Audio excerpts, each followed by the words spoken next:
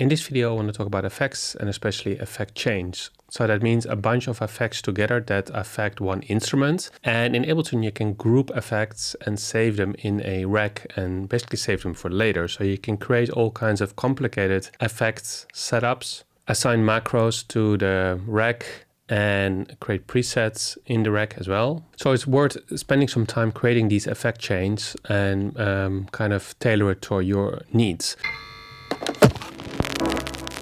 So what I want to do in this video is I have an 808 drum loop that sounds like this.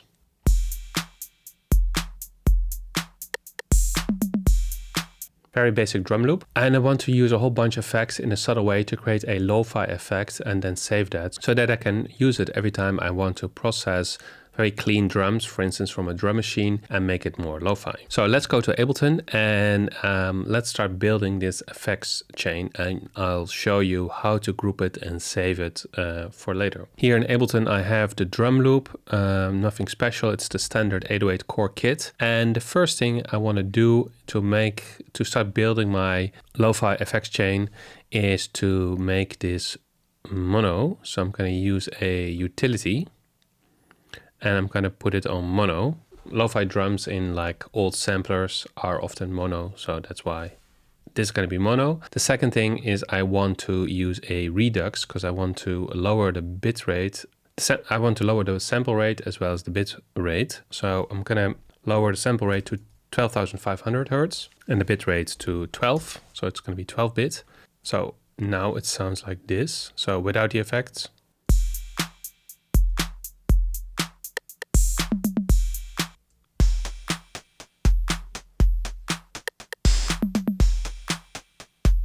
I'm actually going to make it a bit higher, to 22,500. So the next thing I want to do is use a compressor. I'm going to go to the glue compressor and see what we have. Maybe I go to the regular compressor. Drum bus, that's the one I want. Let's go for a preset. Punch boom in A. Let's see how that sounds. Oh, that really has the drive is quite high. Let's lower that a little bit.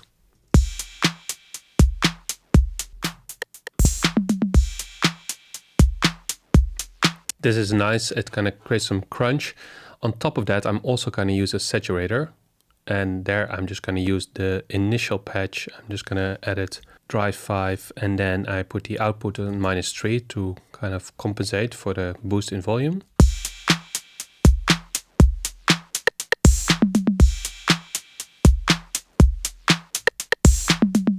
So as you can hear, the drums are much more punchy, but there's also some kind of crunch in there now. So next thing is in EQ. I want to dampen some of the frequencies, especially sort of in the middle range. So maybe around 1K. And also some of the high frequencies I'm going to shelve off, maybe around like this.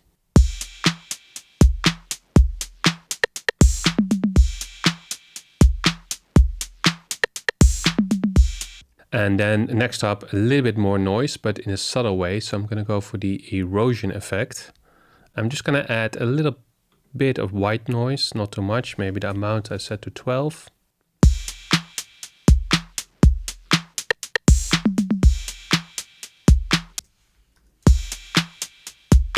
And then to top it off, I'm going to use a auto filter to even cut off more high frequencies.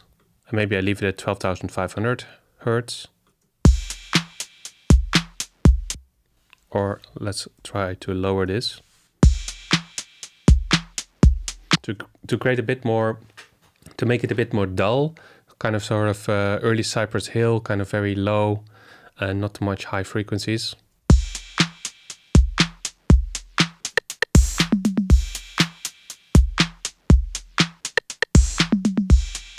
All right, so now that I have, let's see, a utility, a Redux, drum bus, compressor, saturator, EQ, erosion, and auto filter, I think that's enough effects.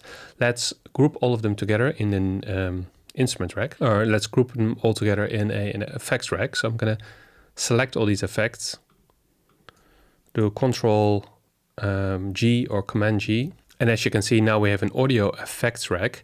We can save it now and we can assign macro parameters. The macro parameter I want to assign is the sample rate for the Redux, so that we can even make it more crunchier.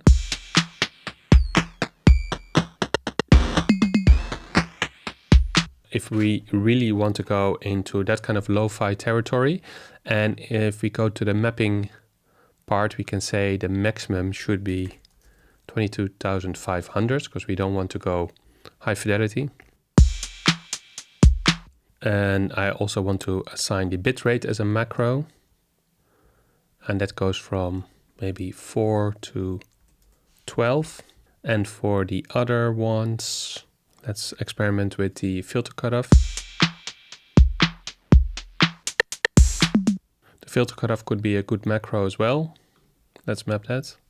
Let's rename it to high pass filter cutoff, and let's set the maximum at 12,500 and the minimum at maybe 5,000.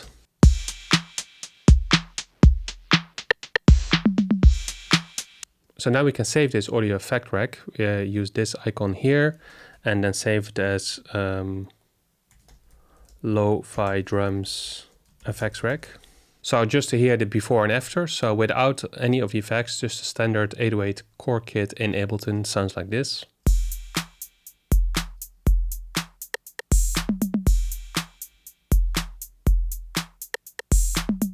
And then with the effects rack enabled.